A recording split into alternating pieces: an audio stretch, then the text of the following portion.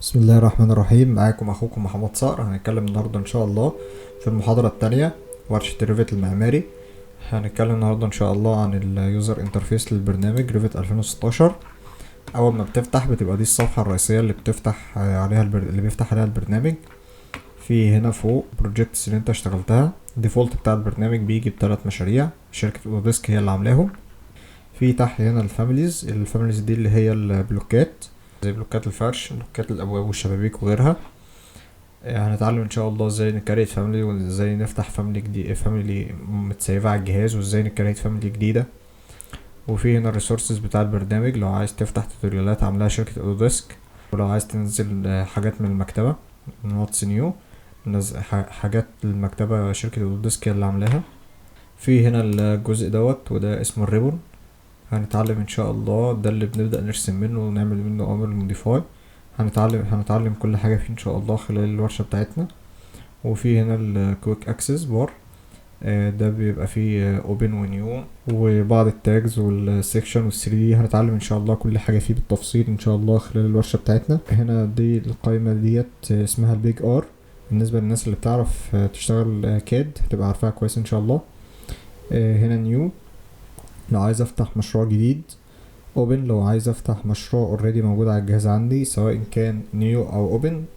بفتح بيهم مشروع ريفت او فاميلي. تمام، هنعرف الفرق بينهم ان شاء الله بالتفصيل.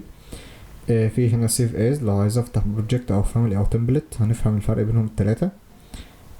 اكسبورت لو عايز اصدر حاجة من البرنامج لبرامج تانية زي الكاد مثلا، زي 3 دي ماكس لو عايز اصدر صور، لو عايز اصدر بي دي اف.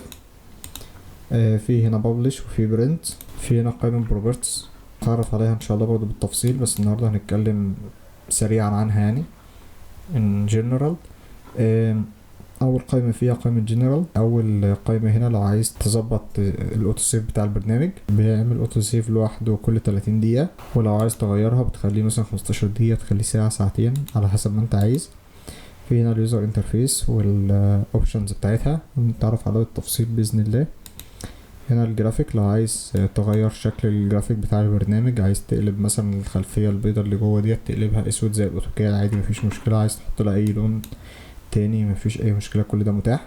هنا الفايل لوكيشن بنحط فيها بنعرف البرنامج المسار بتاع المكتبة وبتاع الديفولت مترك اللي هو التمبلت اللي انا بشتغل عليه. هنفهم الكلام ده بالتفصيل ان شاء الله، هنفهم يعني ايه مكتبة، هنفهم يعني ايه ديفولت مترك، بس نبقى فاهمين بس الاول ان احنا بنظبط المسارات بتاعتهم من هنا.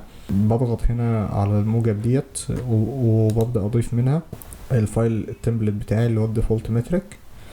وهنا الفايل الفاميلي ببدأ براوز من هنا وابدأ اضيف الفايل بتاع المكتبة مكان انا مسيبه على الجهاز. دي كانت general introduction لليوزر انترفيس بصفة عامة، وكده نكون وصلنا لنهاية المحاضرة.